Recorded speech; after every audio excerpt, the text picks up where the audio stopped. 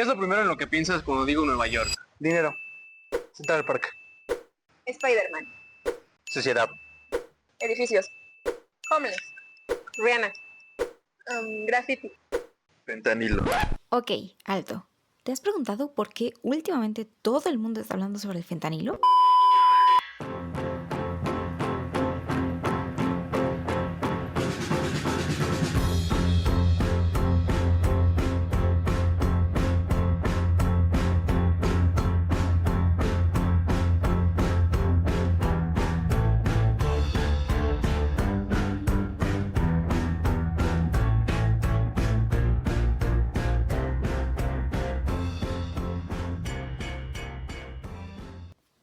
¿Has notado que últimamente todo el mundo está hablando sobre el fentanilo? El consumo de fentanilo se ha vuelto algo cotidiano. Realmente nos preocupa las dificultades que esto puede traer para nuestra comunidad. Es por ello que el día de hoy traemos al especialista Sandoval para que nos hable un poco más del fentanilo y puedas prevenir. Hola, soy Brian y hoy vamos a hablar de... ¿Qué, güey?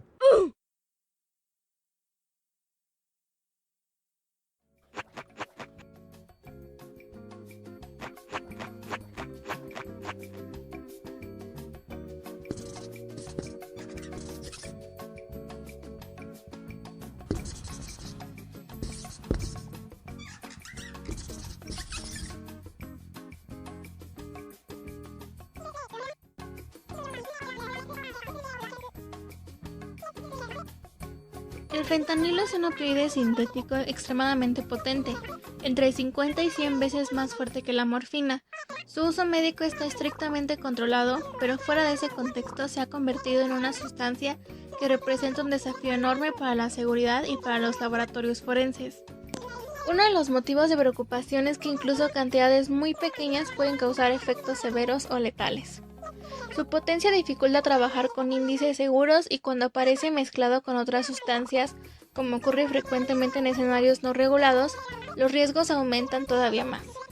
Desde el punto de vista del análisis químico, el fentanilo plantea retos importantes. Las matrices son complejas, pueden ser mezclas con otras drogas, muestras biológicas o sustancias adulteradas. Hay interferencias, compuestos que alteran la señal, compiten en la separación cromatográfica o cambian el perfil del analito. Adicionalmente, uno de los principales problemas en la detección de fentanilo es que los métodos de preparación de muestra no siempre ofrecen la sensibilidad o la recuperación que este compuesto requiere.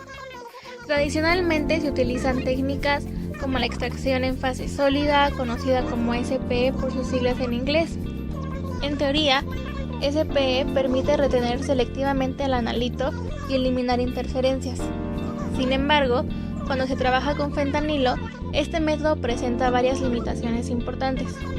Para empezar, requiere cartuchos especializados que son costosos y además su desempeño no siempre es constante. Pequeñas diferencias en el tipo de fase, en la presión o incluso en el lote del cartucho pueden afectar la recuperación del analito. A esto se suma que el fentanilo, por su naturaleza lipofílica, puede adherirse a las superficies del cartucho o del material de laboratorio, lo que ocasiona pérdidas silenciosas. Todo esto se traduce en una menor reproducibilidad y en muchos casos en recuperaciones insuficientes cuando se pretende cuantificar niveles bajos. Otro método empleado es la extracción líquido-líquido. Aunque es una técnica conocida desde hace décadas, no resulta ideal para fentanilo. Su ejecución puede generar emulsiones difíciles de romper, consume solventes orgánicos y depende de ajustes de pH muy finos para evitar que el compuesto se pierda en la fase equivocada.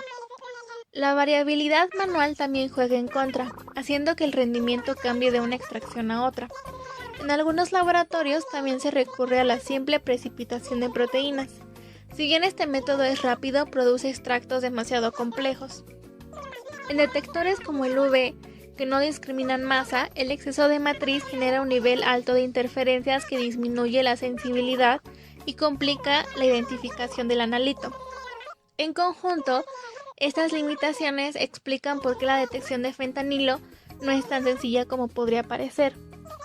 Aunque existen múltiples procedimientos en la literatura, no todos permiten obtener extractos limpios. reproducibles y adecuados para su análisis con equipos comunes en laboratorios forenses. Esto, en cantidades muy pequeñas, es muy letal. Es muy letal, así que no lo consuman, repito, no lo consuman.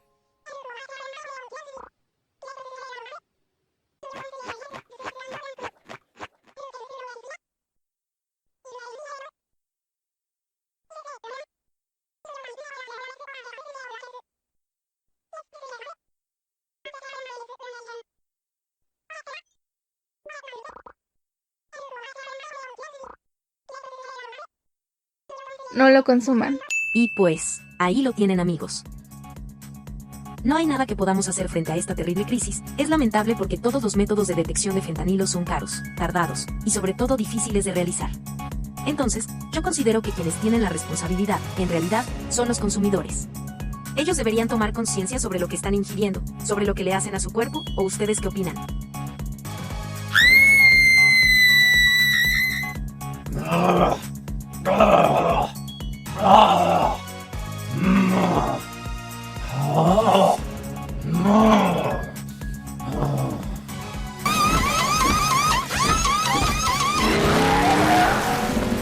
Estás equivocada, pero no te preocupes, yo te puedo enseñar. En 2011 se realizó un estudio en Japón, utilizando HPLC con cuantificación por UV en plasma de ratas. Ese estudio demostró ser válido, barato, sencillo de realizar y sobre todo, rápido, puesto que se realizó en tan solo 35 minutos. El estudio al que me refiero lleva por nombre Desarrollo de un método HPLC-V para la determinación de fentanilo en plasma de rata. La importancia del desarrollo de este estudio radica en que, dado que el fentanilo tiene muchos efectos sobre la salud humana, la disponibilidad de un método que permita mejorar la comprensión de esta sustancia es de gran ayuda. Los métodos disponibles actualmente que utilizan el método de HPLC-V consumen un gran volumen de muestra de plasma o presentan múltiples aumentos de concentración durante la reconstitución, lo que los hace tediosos y difíciles de manejar. Por otra parte, los métodos altamente sensibles de LC-MS tienen un acceso restringido a los laboratorios de investigación. Este método desarrollado resulta ser sencillo, ahorra tiempo, es reproducible y sensible.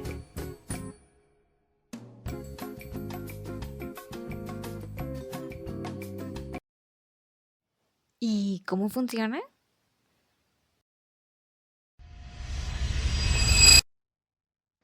Hola.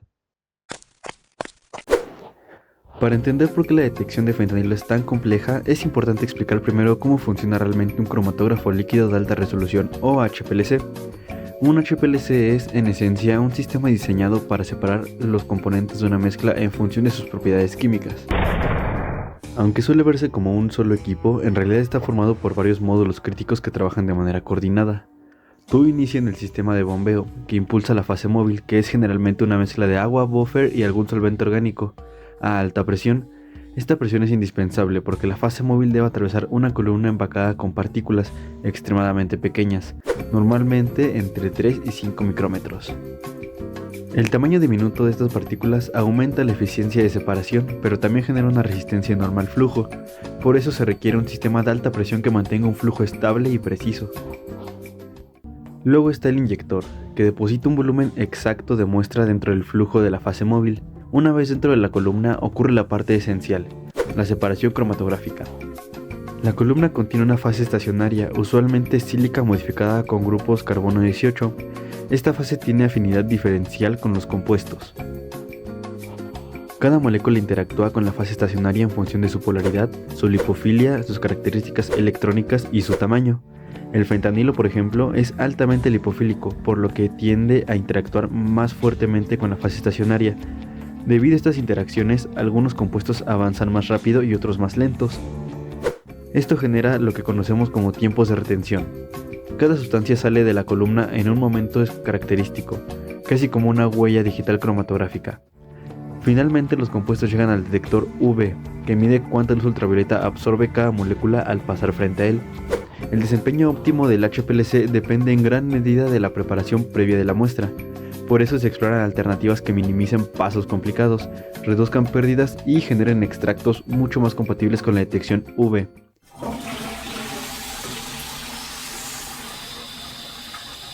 cálculo logró desarrollar un método para la separación cromatográfica del fentanilo, utilizando una columna de 250 micrómetros y una fase móvil de acetonitrilo, con un buffer de acetato en una proporción 65-35, con un flujo de 1.2 mililitros por minuto y una onda de detección de 201 nanómetros.